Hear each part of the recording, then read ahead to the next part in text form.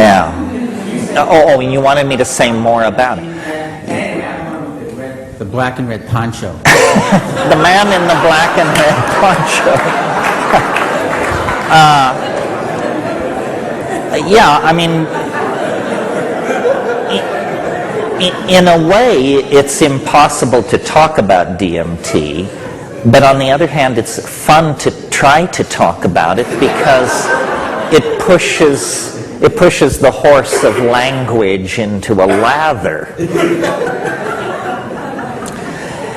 Basically, when you smoke DMT, what happens is pure confoundment.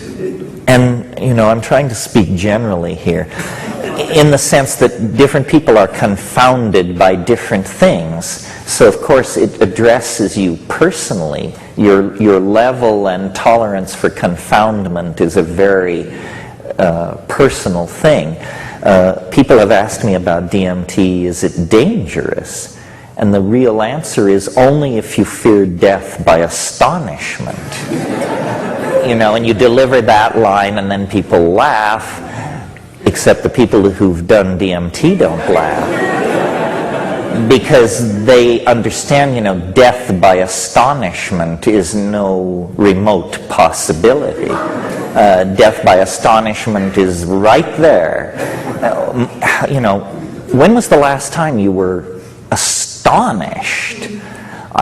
Unless I smoke DMT, it doesn't happen to me. Amazed occasionally. Astonished, never. Astonishment is when your jaw hangs for a long time.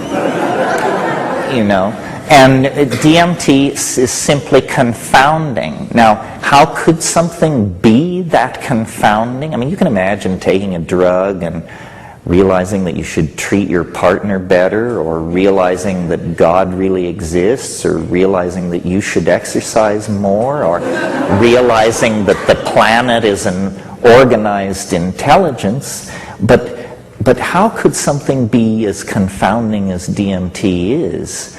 Well, I think the answer to that, and it took me a while to get to this, is that the reason it's so confounding is because its impact is on the language forming capacity itself.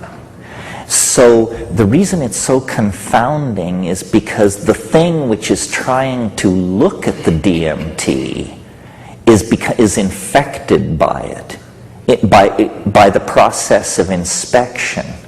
So DMT does not provide an experience which you analyze. Nothing so tidy goes on. The syntactical machinery of description undergoes some kind of hyperdimensional inflation instantly, and then you cannot tell yourself what it is that you understand. In other words, what DMT does can't be downloaded into as low-dimensional a language as English. And so you're like, I remember a B movie I saw when I was a kid, and it was set somewhere in Mexico, and there was a big swamp, and there was a dinosaur in the swamp, and at one point this campesino who encounters the dinosaur comes rushing out of the swamp, and the patron of the ranch is there, and this terrified guy is there in this serape, and he can only point to the forest and sort of make a croaking sound, and that's what English allows you to do with the experience of DMT. You just come down a sputtering mess. If it works, you just come down saying, my God, it's not what I thought it was. This is after you've done it 20 times. It's not what I thought it was. It's not what I can think it is. It's something, and to me, it's a miracle, because my intellectual arrow and how I brought myself up in terms of all these things was, I am a rationalist. And I am interested in testing and verifying and proceeding to define truth by non-exotic means. In other words, no archangels, none of that. And as I matured intellectually, I began to eliminate mystery from the world. I'd look into some spiritual discipline, conclude, no, that's a bunch of crap. I'd go to some teacher, conclude, no, this guy is a weasel. I sought the weird, but with an attitude of critical skepticism.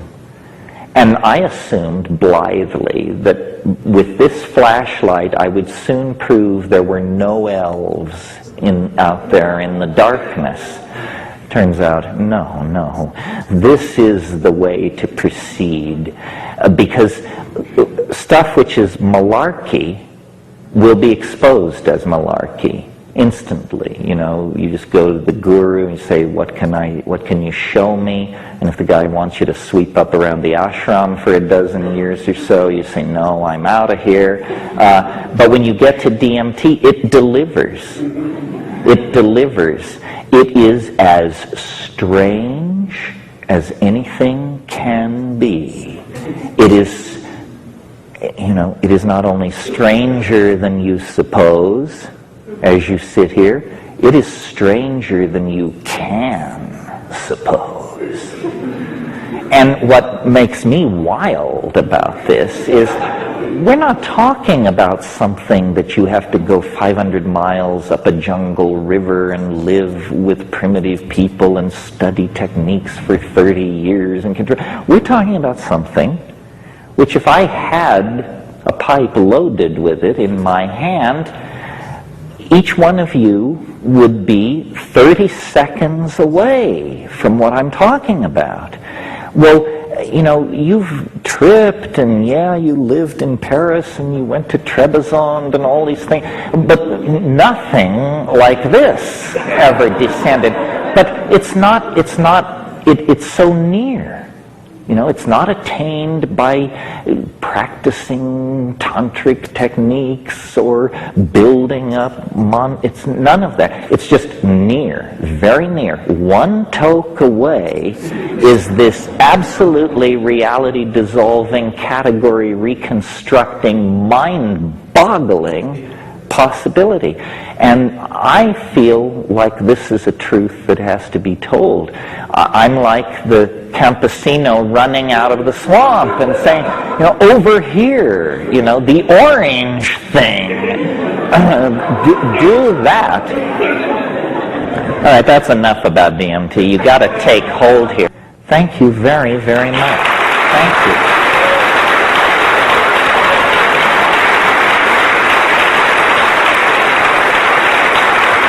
Thank you.